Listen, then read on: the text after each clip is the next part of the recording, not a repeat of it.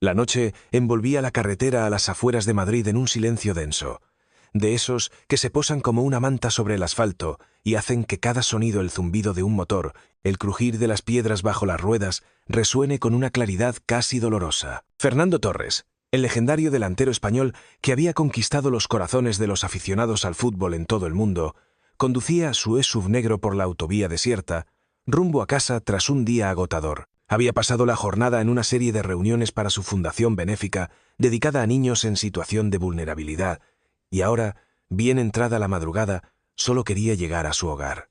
Las luces de los faros cortaban la oscuridad, iluminando la cinta de asfalto que se extendía ante él, mientras las estrellas, libres de la contaminación lumínica de la ciudad, brillaban con una intensidad que rara vez se veía en la capital. El motor emitía un ronroneo constante, casi hipnótico, que acompañaba los pensamientos de Torres.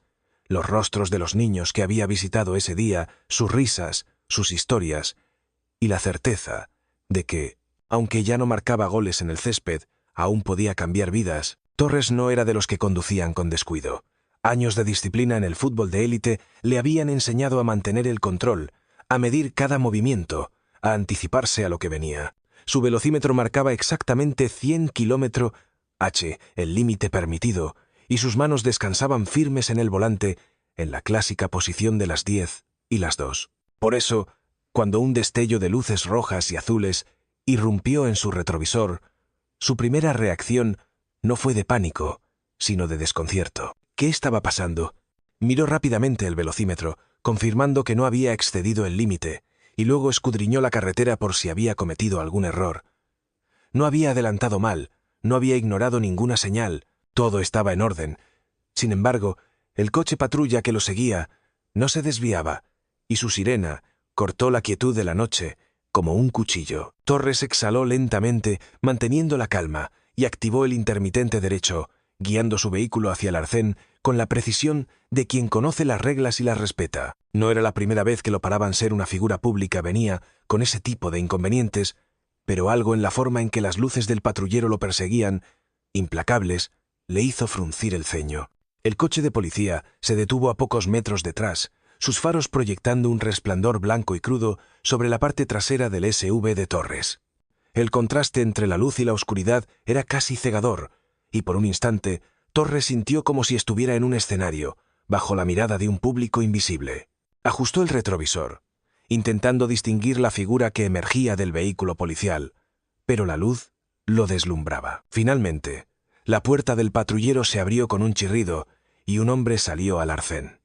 No era alto, pero su postura exudaba una autoridad que no parecía ganada, sino impuesta. Era el oficial Miguel Álvarez, vestido con el uniforme azul de la Guardia Civil, su cinturón cargado de equipo y su mano izquierda rozando la funda de su pistola con una familiaridad inquietante. En la derecha sostenía una linterna, cuyo haz cortaba la noche como una espada, barriendo el suelo antes de dirigirse al coche de Torres. Cada paso que daba, cada crujido de las botas contra la grava, parecía calculado, como si estuviera marcando territorio. Torres bajó la ventanilla con un movimiento suave, manteniendo ambas manos visibles sobre el volante, las palmas hacia arriba en un gesto instintivo de no confrontación.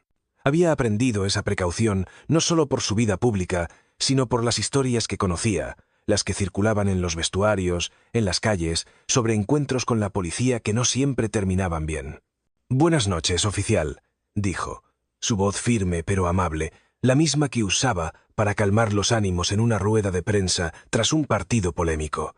Sin embargo, Álvarez no respondió. Se inclinó hacia la ventanilla, su linterna recorriendo el rostro de Torres con una lentitud deliberada, deteniéndose en sus ojos hasta que el haz lo obligó a entrecerrarlos. «Carné y documentación del vehículo», ordenó el oficial, su tono seco, casi mecánico, mientras masticaba un chicle con un ritmo lento que rayaba en lo provocador. No había rastro de cortesía, ni siquiera la formalidad mínima que Torres esperaba. El exfutbolista arqueó una ceja, desconcertado. No era solo la brusquedad.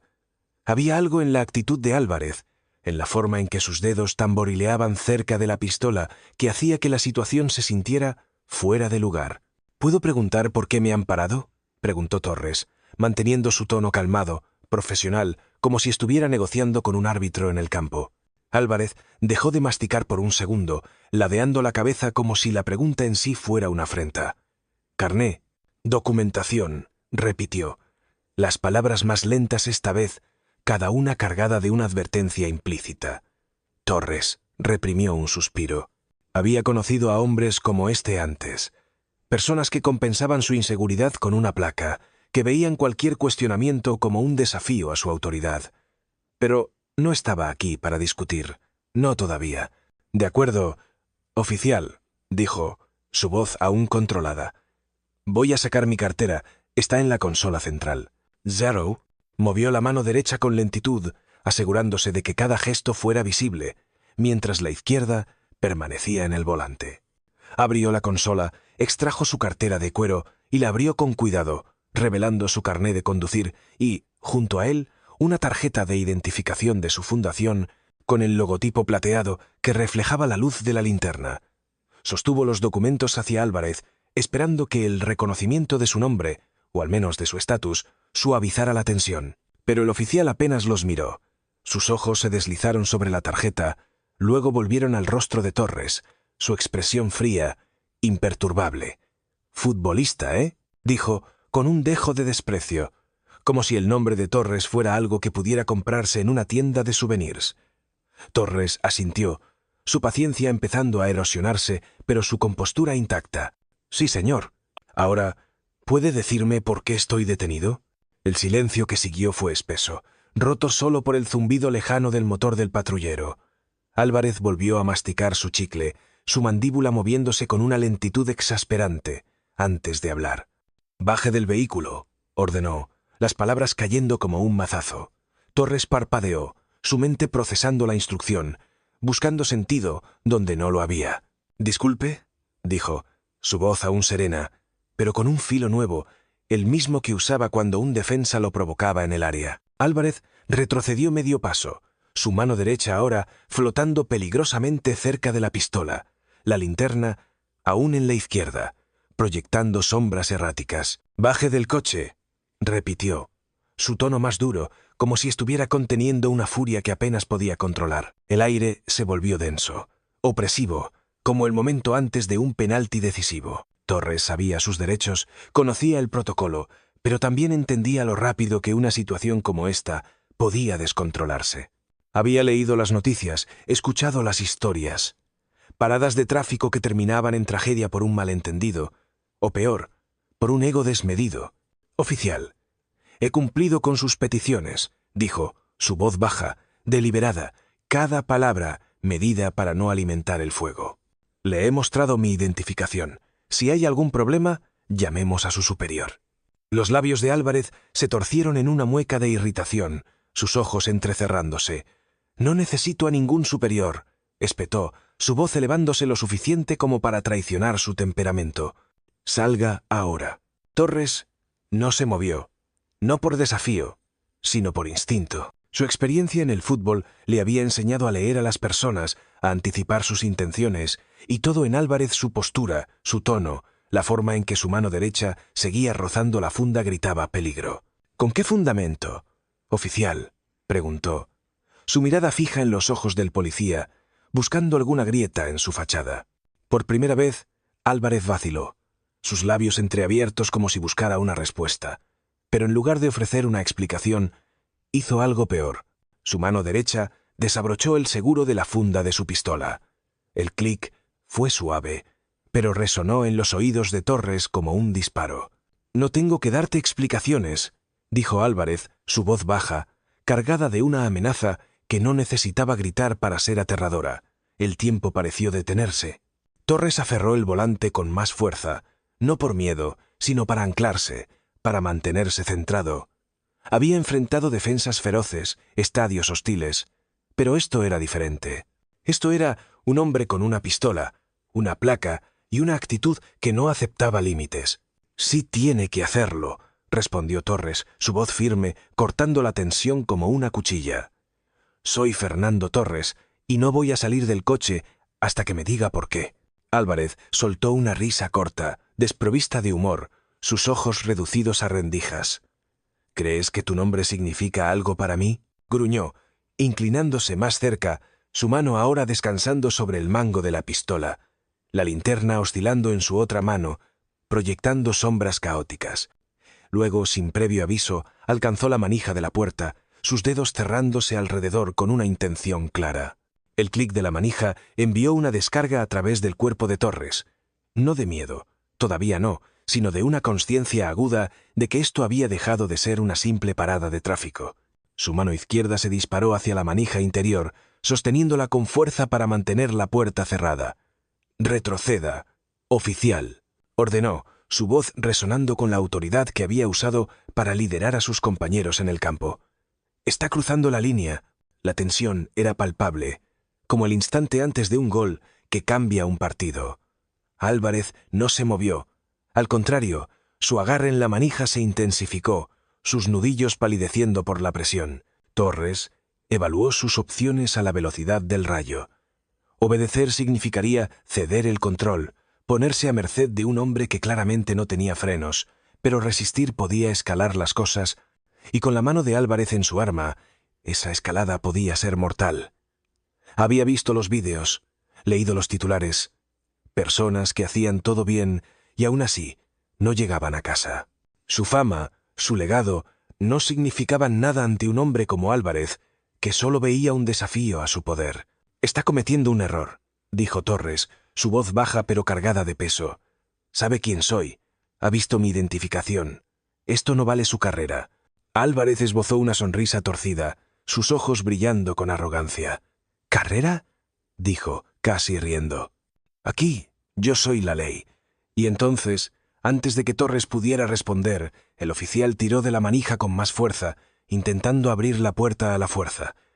Torres mantuvo su agarre, su brazo tenso, su mente corriendo a 1000 por hora. No podía dejar que esto se descontrolara, pero tampoco podía rendirse. Estaba a punto de hablar, de intentar una vez más desescalar la situación, cuando un grito atravesó la noche, claro y cortante como un silbato arbitral. «Oye, estoy grabando esto». La voz venía del borde de la carretera, a unos 10 metros de distancia. Torres desvió la mirada sin mover la cabeza, captando la silueta de una mujer, Elena, sosteniendo un teléfono móvil, la pantalla iluminando su rostro. Estaba lo suficientemente lejos para estar a salvo, pero lo bastante cerca para que su cámara capturara cada detalle: el arma de Álvarez, su postura agresiva, y a Torres atrapado en su coche. «¿Estás seguro de que quieres hacer esto, oficial?», gritó ella, su voz firme a pesar de la gravedad del momento. Álvarez se quedó paralizado, su mano aún en la manija, pero su cuerpo se tensó, como si la presencia de un testigo hubiera roto su ilusión de invulnerabilidad. Miró hacia Elena, luego de nuevo a Torres, claramente evaluando sus opciones. Torres aprovechó el instante. «Baje el arma», dijo, su voz más fuerte ahora, impregnada de la autoridad que había ganado a lo largo de años liderando equipos y enfrentando adversidades. «Está siendo grabado. Esto ha terminado». La respiración de Álvarez era rápida, superficial, sus ojos saltando entre Torres y la mujer con el teléfono. «Apaga ese maldito móvil», ladró, pero había un temblor en su voz, una fisura en su armadura. Elena no se inmutó. «Ni loca», respondió, el teléfono firme en sus manos. «El mundo entero va a ver esto». El sonido de una sirena lejana comenzó a crecer, acercándose rápidamente. Un segundo coche patrulla apareció en la distancia, sus luces barriendo la escena. Un oficial, García, salió del vehículo, un hombre corpulento, con una expresión que no dejaba traslucir emociones. Observó la situación Álvarez con la mano cerca de su arma, Torres en su coche, la mujer grabando y habló con cautela. «¿Qué está pasando aquí?». Álvarez, intentando recuperar el control, respondió sin volverse. «Conductor no cooperativo», dijo, las palabras ensayadas, como si las hubiera usado 1000 veces para justificar sus acciones. Torres apretó la mandíbula. «No cooperativo» era una etiqueta que había oído antes, una que transformaba a las víctimas en amenazas, que torcía la verdad antes de que pudiera arraigar. Pero esta vez, la verdad tenía un testigo y una cámara. «Oficial García», dijo, leyendo el nombre en la placa bajo la luz tenue. Su voz firme, autoritaria. «Soy Fernando Torres. Fui detenido sin motivo, amenazado con un arma y obligado a salir de mi vehículo sin explicación. He cumplido con todas las peticiones razonables, y ahora le pido que detenga al oficial Álvarez. Álvarez se giró bruscamente. ¿Es en serio?, espetó, dando un paso hacia Torres, su mano rozando de nuevo la funda de su pistola. García levantó una mano, deteniendo a su compañero. «Tranquilo», murmuró, su voz baja pero tensa. «Una advertencia». Elena intervino, su voz cortante. «Todo está en el vídeo, el arma, las amenazas, todo. ¿Quieren salir en las noticias mañana?» García miró hacia ella, luego a Álvarez, su mente claramente trabajando a toda velocidad. Un tercer coche patrulla llegó, y un teniente salió, su presencia imponente. Barrió la escena con la mirada, la postura agresiva de Álvarez, las manos alzadas de Torres, el teléfono de Elena. «¿Alguien quiere explicar qué pasa?», exigió, su voz cortante. Torres no dudó. «Teniente, soy Fernando Torres. El oficial Álvarez me detuvo sin causa, me amenazó con su arma y se negó a reconocer mi identificación. Esta mujer lo ha grabado todo. Quiero que lo detengan ahora». El teniente miró a Álvarez, sus ojos endureciéndose. «¿Es eso cierto?», Álvarez repitió. No cooperó, pero su voz era débil, su excusa sonaba vacía. Elena dio un paso al frente, sosteniendo su teléfono. «¿No cooperó?», mostró su carné, dijo quién era, y tú sacaste un arma. Todo está aquí». El teniente apretó la mandíbula, su mirada pasando a García, que permanecía en silencio, su neutralidad ahora una carga. «Espósalo», ordenó, señalando a Álvarez. El oficial palideció, su arrogancia desmoronándose mientras las esposas se cerraban en sus muñecas. «Esto es un error», murmuró, pero nadie lo escuchó. Torres observó, su expresión imperturbable, pero en su interior sentía un alivio mezclado con una determinación creciente. Esto no era solo una parada de tráfico que salió mal, era un síntoma de algo mucho más grande, algo que no podía ignorar. Mientras Álvarez era conducido al patrullero, Torres supo que esta noche no terminaría aquí. Había sobrevivido, pero ahora comenzaba una lucha diferente, una que no se libraría en el césped, sino en las calles, en las comunidades y en los corazones de quienes creían que el cambio era posible. El amanecer trajo consigo una tormenta digital que nadie, ni siquiera Fernando Torres, podría haber anticipado. El vídeo grabado por Elena, una secuencia granulada pero irrefutable de la agresividad del oficial Miguel Álvarez y el tenso enfrentamiento en la carretera, se propagó como un incendio forestal por las redes sociales antes de que el sol despuntara sobre Madrid. Para cuando el reloj marcó el mediodía, los canales de noticias reproducían las imágenes en bucle, la mano de Álvarez en su pistola, su mueca despectiva al ignorar la identidad de Torres y la figura serena pero firme del exfutbolista atrapado en su coche. Los hashtags «Justicia para Torres» y «Basta de abusos» se multiplicaban, las columnas de opinión inundaban los portales digitales y la jefatura de la Guardia Civil en Madrid se vio asediada por periodistas que exigían respuestas. Torres, sentado en el sofá de su apartamento, observaba un televisor silenciado, su mirada fija en un fotograma congelado de Álvarez, siendo esposado. No sentía ira ni alivio. En su lugar, una determinación silenciosa comenzaba a arraigar. La noche anterior había sido una cuestión de supervivencia. Hoy se trataba de responsabilidad. Torres nunca había sido de los que buscan los focos fuera del terreno de juego. Durante su carrera esquivó los escándalos, prefiriendo que sus goles hablaran por él. Tras colgar las botas, volcó su energía en su fundación, ayudando a niños desfavorecidos y manteniendo un perfil bajo. Pero lo ocurrido en la carretera había roto algo en él, no su confianza, sino su paciencia, con un sistema que permitía a hombres como Álvarez actuar sin consecuencias. Su teléfono vibraba sin cesar, mensajes de amigos, excompañeros del Atlético y la selección, incluso políticos oportunistas que querían subirse al carro de su notoriedad. Los ignoró todos. En cambio, marcó un número que había guardado la noche anterior. «Elena», dijo cuando ella contestó, su voz cálida pero firme. «Gracias por lo que hiciste. Pero esto no ha terminado. Necesito tu ayuda». Elena, sorprendida pero resuelta, aceptó reunirse con él la noche siguiente en un centro comunitario en el barrio de Vallecas. El centro comunitario era un edificio modesto, con paredes cubiertas de carteles descoloridos que anunciaban talleres juveniles y campañas de votación. Cuando Torres llegó, el aparcamiento estaba abarrotado, y el interior vibraba con una energía que recordaba los minutos previos a un derbi. La sala estaba llena, madres con niños en brazos, ancianos en sillas plegables, jóvenes con cuadernos y preguntas afiladas. Elena estaba cerca del estrado, su teléfono guardado, pero su presencia era un recordatorio vivo de lo que una sola persona podía lograr. Torres subió al improvisado escenario, vestido con una camiseta sencilla y vaqueros, sin la pompa de un político, sino con la autenticidad de alguien que había sudado por su comunidad. «Buenas noches», comenzó, su voz resonando con la misma calma que había mantenido frente a Álvarez. «Estoy aquí por lo que pasó hace 2 noches, pero más importante, estoy aquí por lo que ha pasado demasiadas veces a demasiadas personas, sin que nadie lo grabara». El silencio en la sala era absoluto, solo roto por el crujido de una silla o el susurro de un niño. Torres no habló de sí mismo como víctima, sino como testigo de un problema mayor. Contó cómo, durante años, había recibido cartas en su fundación. Historias de paradas de tráfico que terminaban en humillaciones, de familias destrozadas por un sistema que protegía a los suyos antes que a los ciudadanos. «Tuve suerte», dijo, señalando a Elena con un gesto de gratitud. La sala estalló en aplausos y ella inclinó la cabeza, incómoda pero orgullosa. «Pero no podemos depender de la suerte», continuó Torres. «No podemos esperar a que alguien pase por allí con un móvil. Tenemos que cambiar las cosas. Y empieza aquí, con nosotros».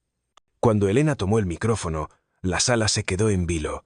No era oradora, y sus manos temblaban ligeramente al agarrar el atril, pero su voz era clara, cruda, llena de la verdad que había vivido. «Tuve miedo esa noche», admitió. «Pensé en seguir conduciendo, en no meterme en problemas, pero recordé a mi padre, un camionero que fue parado hace años, humillado por nada, y nadie lo defendió porque no había pruebas». Contó cómo decidió detenerse, sacar su teléfono y grabar cómo su corazón latía tan fuerte que pensó que Álvarez lo oiría. «No se trata solo de Fernando Torres», dijo, sus ojos recorriendo la sala. «Se trata de todos nosotros. Si no vigilamos a los que tienen poder, nadie lo hará». El aplauso fue ensordecedor, una liberación de frustración y esperanza, y Torres sintió un nudo en el pecho, no de emoción, sino de reconocimiento. Esta sala, estas personas, eran el verdadero campo de batalla. La reunión se prolongó hasta bien entrada la noche. Una madre habló de su hijo, detenido por actitud sospechosa y golpeado en comisaría, su vida descarrilada por un expediente que nadie cuestionó. Un joven relató cómo lo pararon por el color de su piel, obligado a soportar insultos mientras registraban su coche, sin motivo. Un jubilado, con la voz quebrada, confesó haber sido policía y haber visto a compañeros cruzar líneas. Su silencio, un peso que aún cargaba. Torres escuchaba, tomaba notas, hacía preguntas. No prometió soluciones mágicas, pero sí acción. Llevaría sus historias a los legisladores, presionaría por cambios concretos. Propuso cámaras corporales obligatorias para los agentes, juntas de supervisión independientes y sanciones más duras para los abusos de poder. «No será fácil», dijo, «pero nada que valga la pena lo es. Lo aprendí en el fútbol, y lo veo ahora aquí». Al día siguiente Torres puso manos a la obra. Llamó a organizaciones de derechos civiles, se reunió con abogados y redactó cartas a los ministerios del Interior y Justicia, exigiendo una revisión de los protocolos de formación policial y los procesos disciplinarios. Contactó a familias que habían perdido seres queridos por la violencia policial, escuchando sus historias en reuniones que a menudo terminaban en lágrimas, pero también en resoluciones. Con Elena a su lado, organizó más encuentros en Valencia, Barcelona y Sevilla, cada uno atrayendo a cientos de personas. En cada ciudad, las historias eran diferentes, pero el dolor era el mismo, un sistema que a menudo miraba hacia otro lado cuando los poderosos fallaban.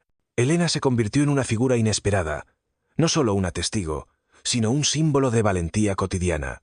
En Valencia habló de su padre otra vez, pero también de cómo el vídeo había inspirado a sus amigos a no ignorar las injusticias.